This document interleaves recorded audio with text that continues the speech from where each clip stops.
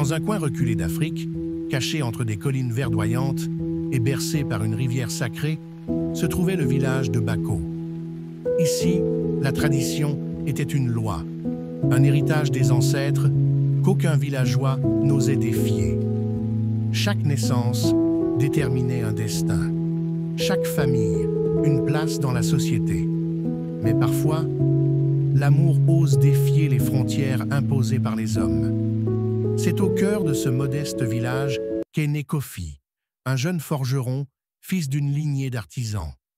Sous ses mains habiles, le fer prenait forme et sous sa peau marquée par la chaleur du feu, battait un cœur généreux. Et Nandi, fille du chef du village. Belle et gracieuse, elle portait en elle l'héritage des esprits et la sagesse des anciens. Mais dans ses yeux brillait un éclat de liberté, un éclat que peu de gens comprenaient.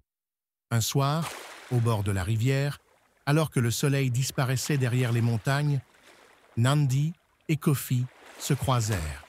Kofi, pourquoi ton cœur semble triste malgré la force de tes bras? Kofi murmure hésitant.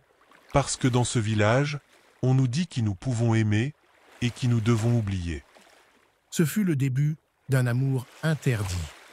Un amour sincère, pur, mais voué à la tragédie. Mais les traditions ne toléraient pas l'amour entre une princesse et un forgeron. Lorsque le village apprit la nouvelle, ce fut un scandale. Ma fille ne peut aimer un simple artisan. Le sang royal ne se mélange pas à la poussière des ouvriers. La décision fut prise. Nandi épouserait un prince d'un village voisin, et Kofi serait banni s'il osait s'approcher d'elle. Refusant d'être séparés, Kofi et Nandi se retrouvèrent en secret sous un grand baobab sacré. D'une voix tremblante et remplie d'amour, Nandi déclare son attachement à Kofi. Kofi, ne t'inquiète pas, peu importe ce qu'ils disent, mon cœur t'appartient. Je t'aime et je t'aimerai toujours. Je t'aime éperdument Nandi. Pour que notre amour soit en sécurité, fuyons ensemble. Là où notre amour ne sera pas un crime. Et sous ce grand arbre, ils gravèrent leurs initiales, jurant de s'aimer au-delà du temps et des interdits. Mais quelqu'un les observait. Le frère de Nandi, fidèle aux traditions, rapporta tout à leur père. Ce forgeron a souillé notre honneur. Il doit quitter notre village avant le lever du soleil ou en payer le prix. Dans la nuit, main dans la main, Kofi et Nandi couraient à travers la savane. La rivière était proche, leur liberté à portée de main.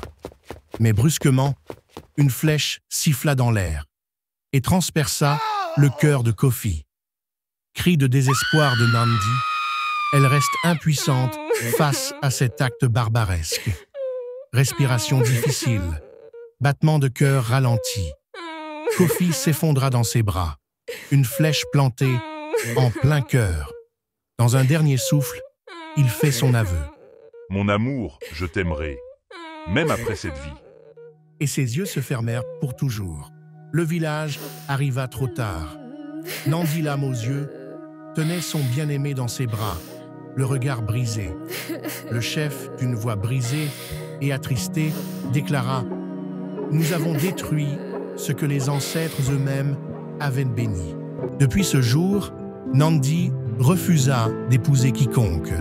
Elle consacra sa vie à raconter leur histoire pour que plus jamais un amour ne soit sacrifié sur l'autel des traditions. Car l'amour véritable ne connaît ni rang ni frontières. Et lorsque la tradition divise, elle doit évoluer.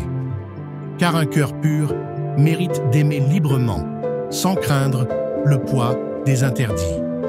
L'histoire de Kofi et Nandi est un rappel puissant. Les traditions ne doivent jamais être des chaînes, mais des ponts vers un avenir plus juste.